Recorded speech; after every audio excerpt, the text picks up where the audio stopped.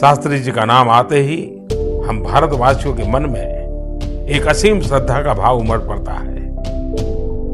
उनका सौम्य व्यक्तित्व हर देशवासी को सदा ही गर्व से भर देता है। लाल बहादुर शास्त्री जी की यह विशेषता थी कि बाहर से वे अत्यधिक विनम्र दिखते थे, परंतु भीतर से चट्टान की तरह दृढ़ निश्चयी थे।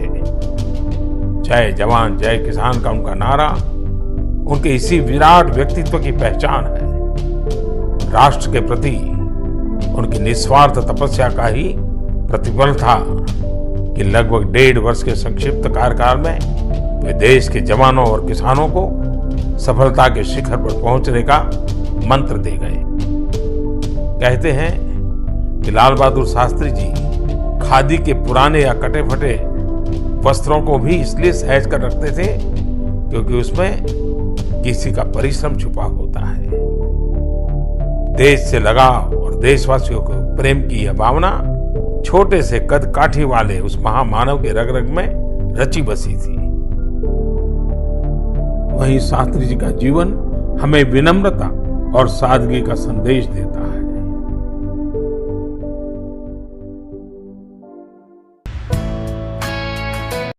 शैलेंद्र, इस वक्त हम देख सकते हैं सीधी तस्वीरें, हमारे दर्शक भी देख रहे हैं। आपसे जानना चाहेंगे किस तरह का कार्यक्रम है। प्रधानमंत्री विजय घाट पर पहुंच चुके हैं और लाल बहादुर शास्त्री के पुत्र भी उनके साथ मौजूद हैं।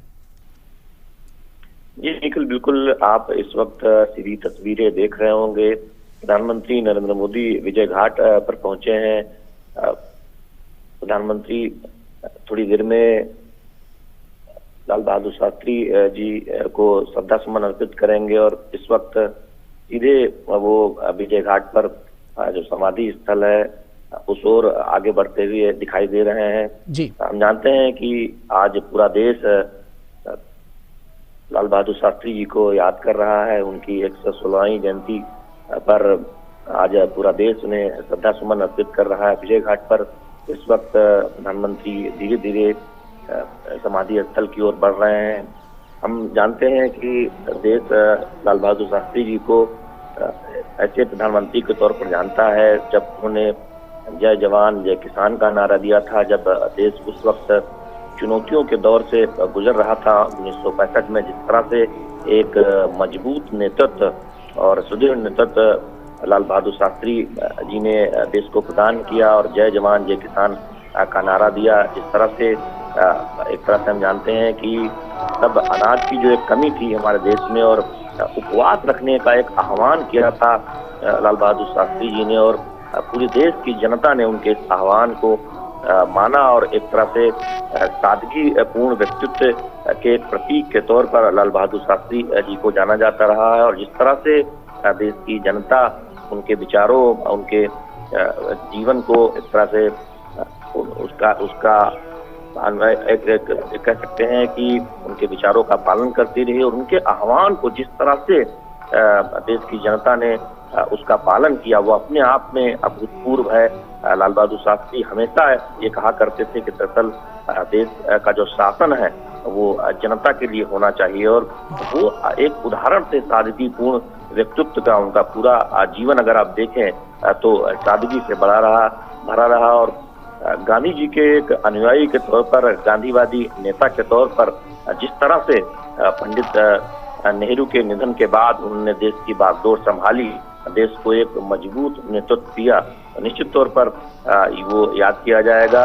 और हम जानते हैं कि देश में जब अनाज की कमी थी, किस तरह से हरित क्रांति को आगे बढ़ाने का काम लाल बहादुर शास्त्री जी के प्रधानमंत्री रहते हुए किया गया और अनाजों के मामले में भारत एक आत्मनिर्भर देश बना। उसमें लाल बहादुर शास्त्री जी के योगदान को कभी भुलाया नहीं जा सकता।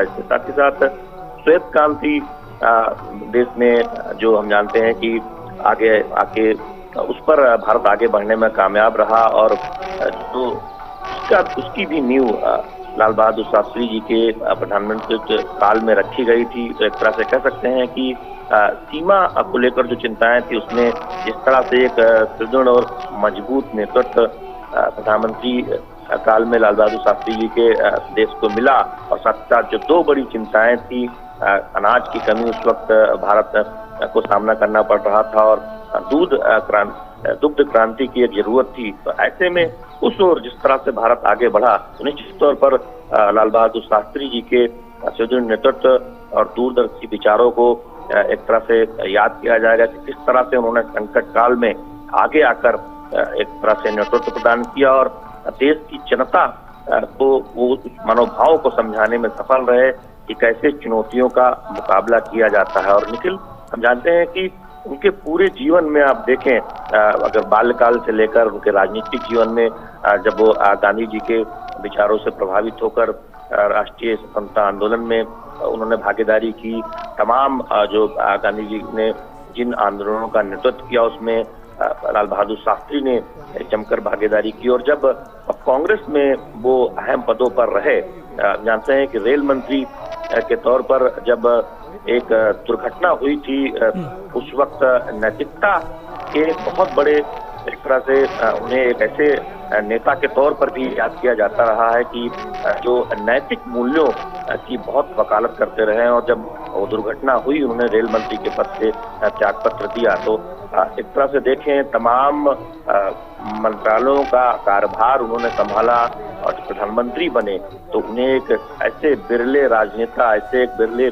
प्रधानमंत्री के तौर पर याद किया जाता है जो सादगी के मिसाल थे।